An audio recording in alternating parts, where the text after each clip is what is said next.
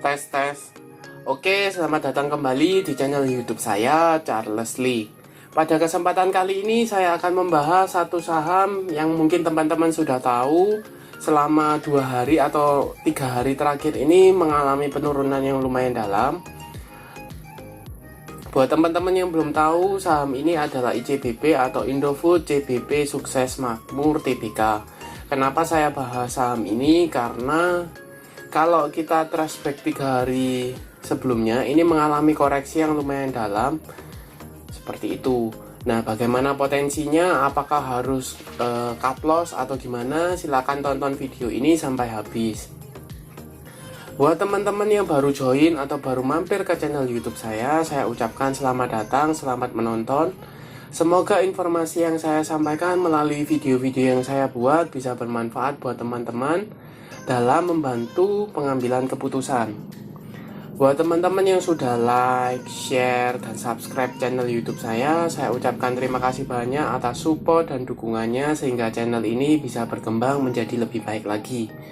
Oke, tanpa berpanjang lebar lagi, kita langsung masuk ke pembahasan ICBP atau Indofood CBP Sukses Makmur Tbk.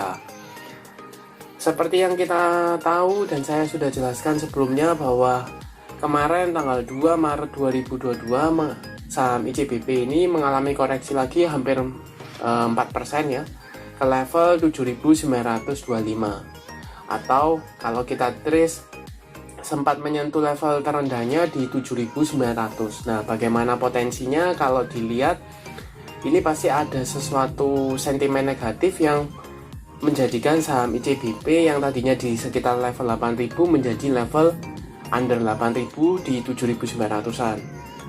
Seperti itu. Kita coba cek beritanya.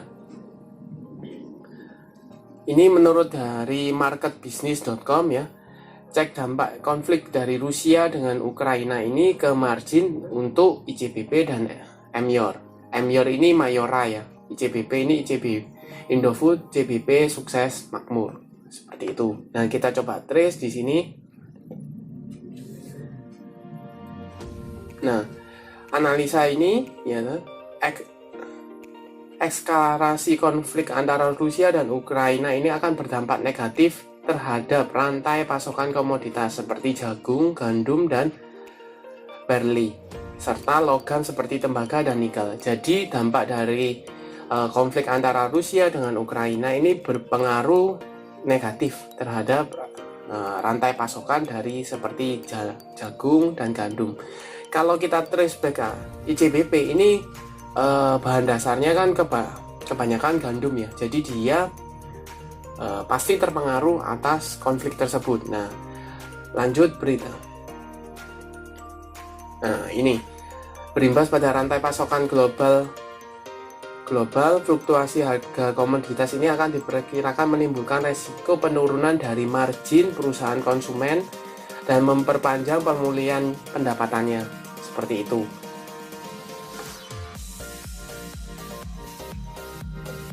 Nah, Rusia dan Ukraina menguasai sekitar 29% pasar ekspor gandum dunia. Meskipun panen tinggal beberapa bulan lagi, konflik berkepanjangan akan menyebabkan kelangkaan komoditas lunak dan harganya akan lebih tinggi. Jadi ini pasti akan mempengaruhi terhadap kinerja ICBP maupun Mayor. Seperti itu. Nah, sementara itu Indonesia merupakan negara importir gandum.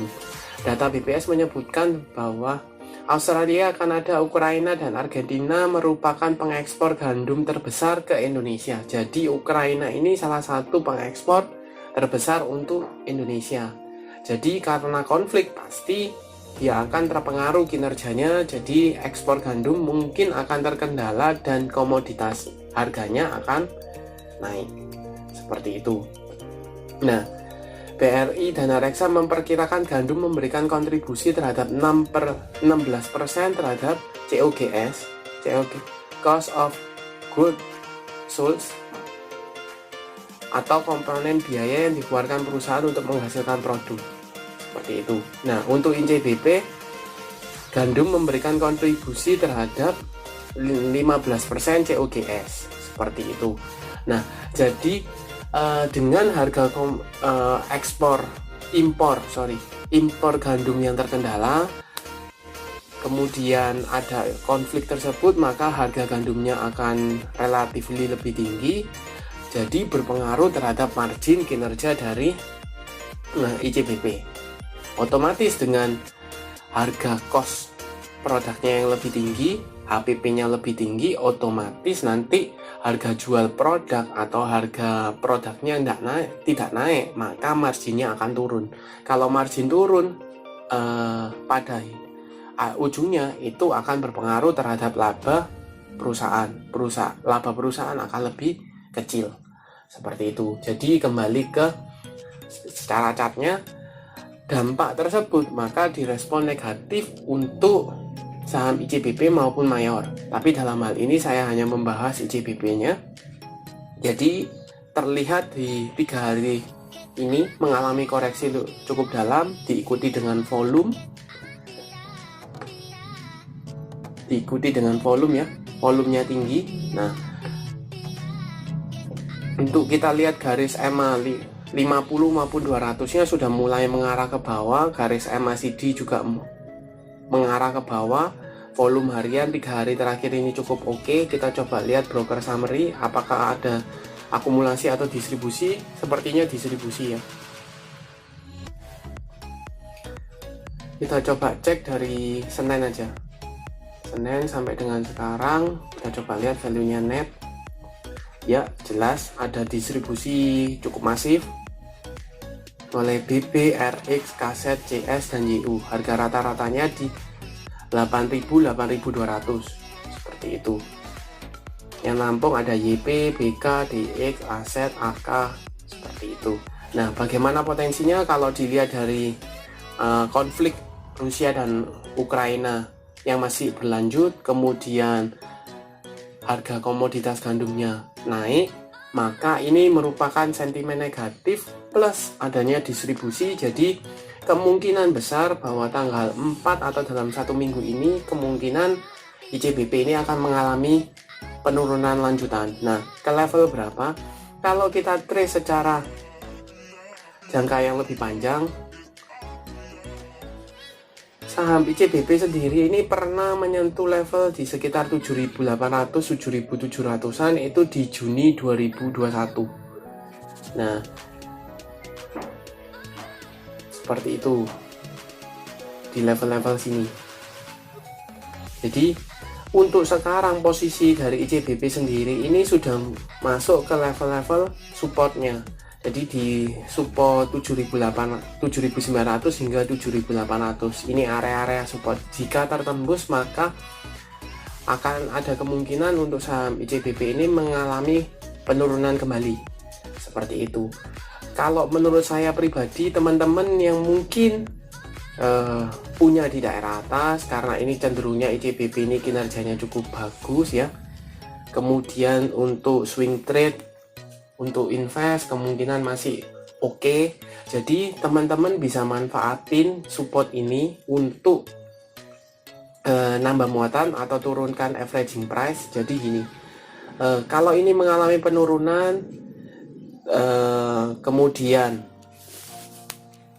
mampu bertahan di support sekitar 7.800 atau 7.750, teman-teman bisa antri averaging down. Nanti ketika dia technical rebound, teman-teman bisa jual atau manfaatin technical reboundnya untuk out dulu, itu bisa. Kalau teman-teman misalnya punya di daerah atas, teman-teman nggak averaging down, untuk cut loss sekarang sudah cukup jauh. Seperti itu. Jadi kalau menurut saya teman-teman kalau memang mau untuk invest jangka panjang atau long term, teman-teman bisa manfaatin mumpung harganya relatif lebih murah dibanding biasanya. Dan ini support 7.800 sempat menahan pergerakan dari ICBP waktu Juni 2021. Seperti itu. Kalau support sebelumnya ada di sekitar level 8.000 ya, tetapi sudah terbreak ya. Jadi ini resisten menjadi resistennya. Seperti itu. Jadi Untuk sementara mungkin teman-teman yang sudah punya di daerah atas bisa averaging down di sekitar 7.800, 7.750 seperti itu. Tapi kalau teman-teman belum punya saham ICBP, mending wait and see dulu. Kalau seandainya dia mampu bertahan di atas atau mantul dari 7.800, teman-teman bisa manfaatin untuk entry, untuk fast trade ya. Entry di 7.800, taking profit di sekitar di atas 8.000. Seperti itu. Itu untuk analisa ICBP bagaimana, apakah teman-teman akan hold saham ini atau cut loss atau averaging down. Silahkan chat di kolom komentar bagaimana reaksi teman-teman. Seperti itu. Terima kasih sudah menonton, sampai jumpa di video selanjutnya. Terima kasih.